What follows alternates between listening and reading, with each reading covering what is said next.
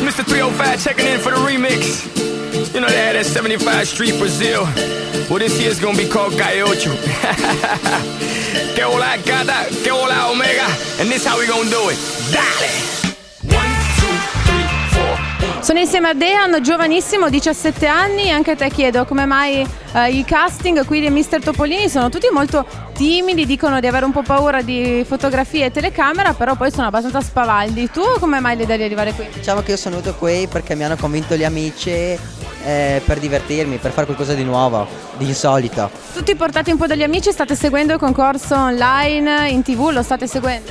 Ma no, diciamo di no, è più una curiosità in generale. Cosa ti piace fino adesso che sei rimasto qui un po' partecipando proprio al casting? Cosa ti piace? Ma divertimento, anche nel compilare i moduli, tante risate, è divertente, è un'esperienza divertente in Si generale. guarda anche le ragazze, insomma, non ce ne sono poche. Io e la ragazza, quindi non guardo le altre. Tiene un po' sotto controllo. Ma diciamo di no, dai, no. Non è stata gelosa della tua scelta? No, anzi è stata proprio lei a convincermi di venire qui. Beh, allora guardiamo la telecamera, salutiamo proprio lei che ti ha spinto a questa avventura. Sì, saluto la mia ragazza, tutti i miei amici e mia sorella che anche lei mi ha accompagnato.